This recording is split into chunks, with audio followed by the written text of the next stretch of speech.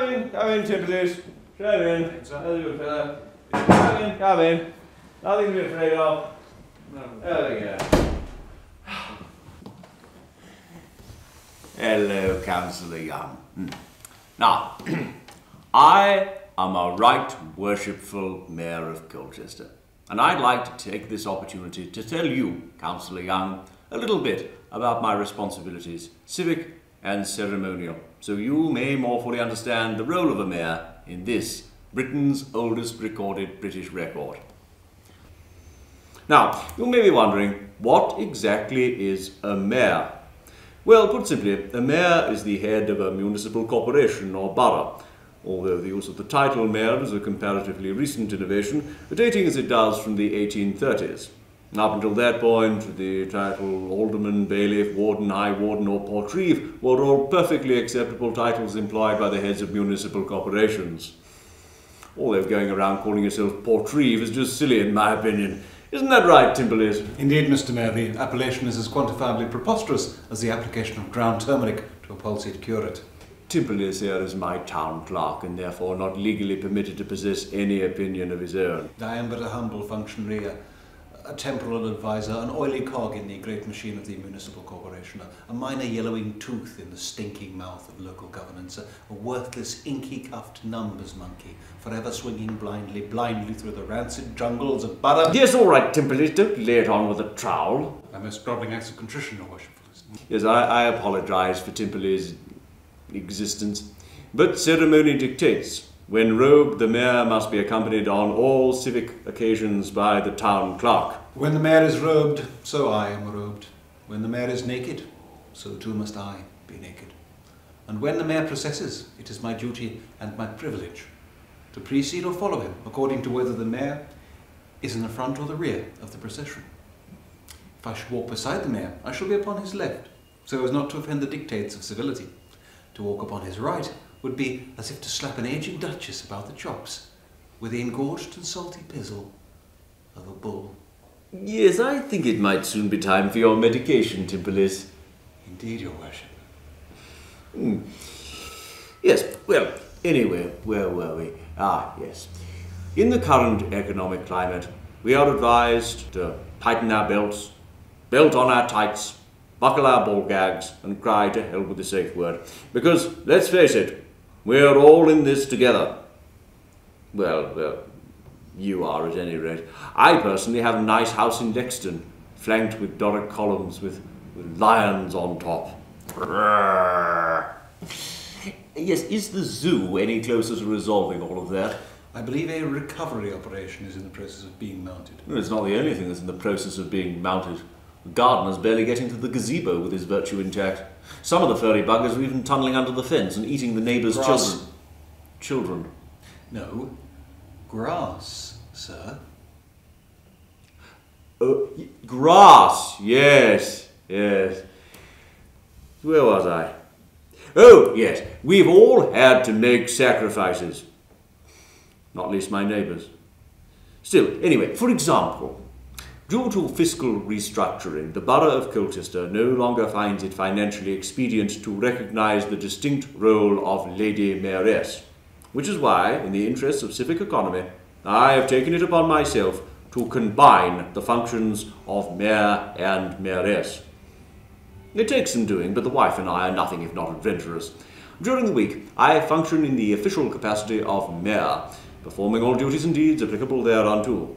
Then, from Friday night onwards, I slap on the makeup, tug on a pair of glossy pantyhose, wiggle into a little black velvet number, and assume the varied and splendidly indecorous positions of a mayoress. However, it is vitally important the mayoral dignity be preserved at all times, which is why the appropriate mode of address must always be employed. During the week, I am properly referred to as the Right Worshipful Mayor, whereas at weekends, Madam Mayoress would be an entirely acceptable form of salutation for all those at or below the rank of alderman. However, whilst the Deputy Mayor or the Recorder may, at their discretion, refer to me as Tallulah, only the Crown or the Lord Lieutenant is permitted to address me as Honey Buns, Sweetie Pie, or Hot Legs. I hope that's cleared all that up. Sorry. A mayor's judicial functions are likewise complex. For many centuries, a mayor was ex officio a justice of the peace, and if the borough had its own court of quarter sessions, he was permitted to sit on the bench with the recorder, although these days he is more commonly found leant at the bar with a saxophone, or simply crouched in the water closet, fingering his insignia. And one hardly needs note, the Mayor of Colchester boasts one of the largest and most impressive ceremonial maces of all the incorporated boroughs. Its girth is prodigious, and its length awe-inspiring. You don't get out much, do you, Tymperleys? Indeed not, sir. However, there's more to being a mayor than simply the proportions of one's mace. It is also a mayor's duty to discipline members of his council who are found wanting. Which brings us on to this, the most solemn business of the day. Mr. Tymperleys, if you'll be so kind. Of course, my dread lord.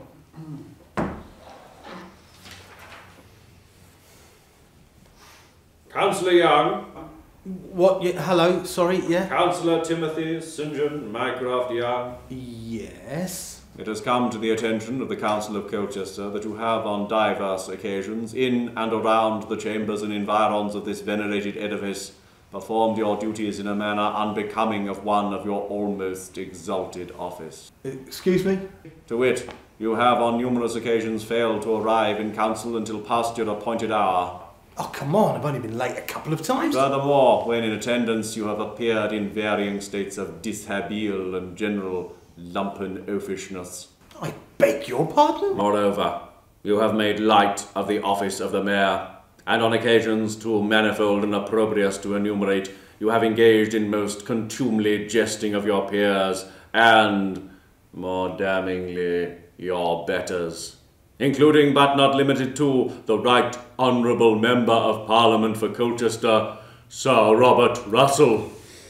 Blessed be the perennially re-elected one. May his majority wither not, his hair continue to shine silver, his waistcoat and his socks continue to blaze brightly, and his house attendance record remain unbesmirched.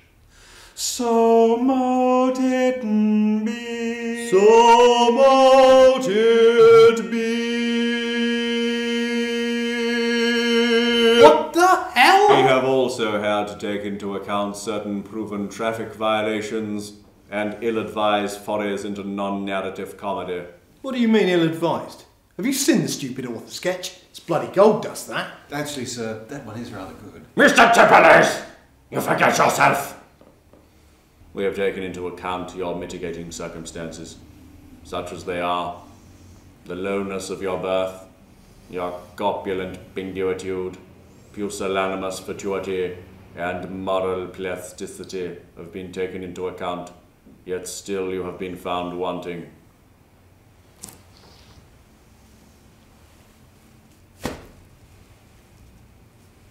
Councillor Young, you will be taken from this place to another place to await punishment for your crimes, and may God have mercy upon your soul. Mr. Tymperleys, Sir? take him down. This way, sir. Okay, come on. The joke's over. You can stop messing about. It would be considerably easier, sir, if one were simply to accept the mayoral decision stoically. Don't you realise who I am? I'm the portfolio holder for planning, community safety This and culture. way, sir. You can't do this to me. I'm the leader of the Labour group. Permission to be excused, your right worshipfulness. Permission granted.